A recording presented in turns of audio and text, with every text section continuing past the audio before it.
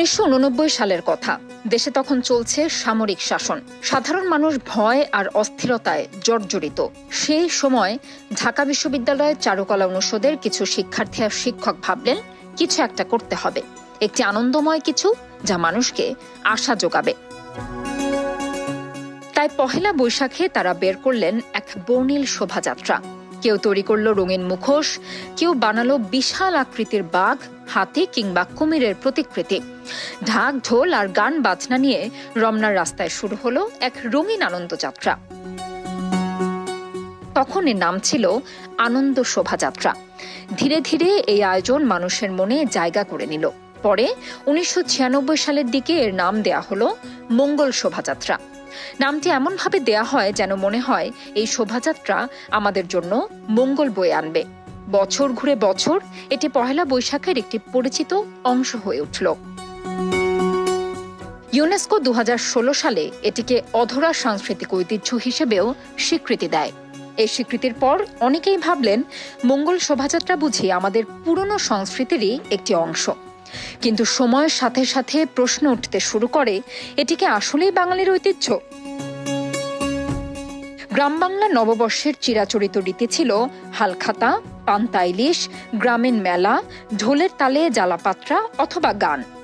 সেখানে মুখোশ পরে বিশাল বাঘ বা অদ্ভুত সব প্রাণীর প্রতিকৃতি নিয়ে মিছিল করার সংস্কৃতি আগে কোথাও ছিল না। এছাড়া এই শোভাযাত্রার মধ্যে যেসব প্রতিকৃতি দেখা যায়, বড় বড় পাখি, কুমির, পেঁচা কিংবা বিচিত্র চেহারার মুখোশ, তা অনেক ধর্মপ্রাণ মুসলিমের জন্য অস্বস্তির কারণ হয়ে দাঁড়িয়েছে। ইসলাম ধর্মে প্রাণীর প্রতিকৃতি বা মূর্তি তৈরি করা একেবারেই নিষিদ্ধ। আবার কেউ কেউ বলেন কিছু মুখোশের আকৃতি যেন ধর্মীয় ব্যক্তিদের ব্যঙ্গ করে তৈরি করা হয়েছে, যা ধর্মীয় অনুভূতিতে আঘাত করে। বিশেষ করে দেখা গেছে কয়েকটি শোভাযাত্রায় এমন প্রতিকৃতি ও মুখোশ প্রদর্শিত হয়েছে যা সরাসরি বাংলাদেশের রাজনৈতিক নেতৃবৃন্দকে কটাক্ষ করে বানানো। যেমন এক আয়োজনে সাবেক প্রধানমন্ত্রী বেগম খালেদা জিয়ার একটি বিকৃত মুখচ্ছবি ব্যবহার করা হয়েছিল। সেটি মানুষের হাতে তুলে দেওয়া হয়েছিল শিল্প কিংবা ব্যঙ্গ বলে, অথচ অনেকেই একে রাজনৈতিক অপপ্রচার হিসেবে দেখেছেন। এই ধরনের ঘটনা শুধু শোভাযাত্রার স্বচ্ছতা নিয়ে প্রশ্ন তোলে না, বরং পুরো আয়োজনটিকে একটি নির্দিষ্ট মতাদর্শের প্রকাশ হিসেবে দাঁড় করায়, যেখানে উৎসব বা সংস্কৃতির কথা বলে ধর্ম, রাজনীতি এমনকি ব্যক্তিগত মর্যাদার ওপরও আঘাত আসে। ফলে এটি আর কেবল আনন্দময় শোভাযাত্রা নয়, এখন এটি হয়ে উঠেছে একটি বিভক্তির প্রতীক, যার মাধ্যমে এক শ্রেণীর মানুষ মঙ্গল করছে ঠিকই, তবে সেটি অনেকের জন্যই অমঙ্গল বলেই মনে হচ্ছে। এই বিতর্কগুলোই মঙ্গল শোভাযাত্রাকে আজ প্রশ্নবিদ্ধ করেছে, বিশেষ করে ধর্মীয় ও রাজনৈতিক পরিপ্রেক্ষিতে। ২০২৩ সালে এক আইনজীবী এই শোভাযাত্রা বন্ধে আইনি নোটিশও দেয়। তিনি দাবি করেন এই শোভাযাত্রার মাধ্যমে মুসলিমদের ধর্মীয় বিশ্বাসে আঘাত আনা হচ্ছে। সেই থেকে আলোচনা আরও তীব্র হয়। একটি ধর্মনিরপেক্ষ উৎসবের নামে যদি কারো অনুভূতিতে আঘাত লাগে, তবে সেটিকে কি আসলেই মঙ্গল বলা যায়?